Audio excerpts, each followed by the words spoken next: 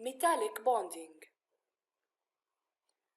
We previously explored ionic bonding and covalent bonding, but now we are going to explore metallic bonding, and we will look at the nature of bonds in metals. Metallic bonding is sometimes described as an array of positive ions in a sea of electrons.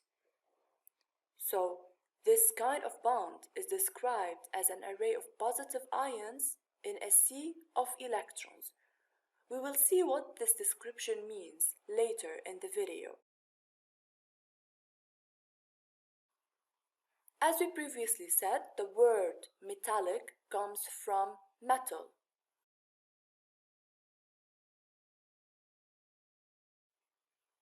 Metals are solids and they are very hard. This means that they have a high melting point, so they need a high temperature in order to melt, because they are very hard and they are solids.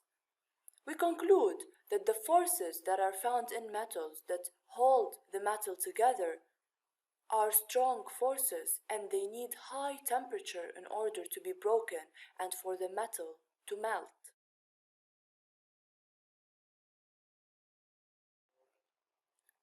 The example that we are going to explore is sodium.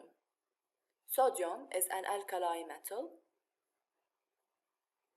and this diagram shows the atom of sodium, Na. The nucleus is in the middle, and around the nucleus are electrons occupying 3 energy levels. The outer energy level has only 1 electron, and we call this electron valence electron. That's the electron that we are going to focus on through the rest of the video. When sodium is found as a metal, the valence electron is not exactly attached to the outer energy level, but it is found further away from the energy level, like this. Further away means that it's free to move. Metals have positive charge when they are ions. All metals have a positive charge when they become ions. This diagram shows a group of sodium ions. The blue part is the nucleus where the protons exist, and the gray part is the electron cloud. The red electron is the delocalized electrons, as we call it. Why do we call it delocalized? Because it is the electron that is further away from the outer energy level. So it's a delocalized outer energy level electron. This electron is free to move around all the sodium ions. So let's look at the diagram from a different perspective. Notice the metal ions or the sodium ions in gray. The red are electrons, and they are delocalized outer energy level electron. These electrons are delocalized and they are free to move, so they make up what we call a sea of delocalized electrons in the figure to the right.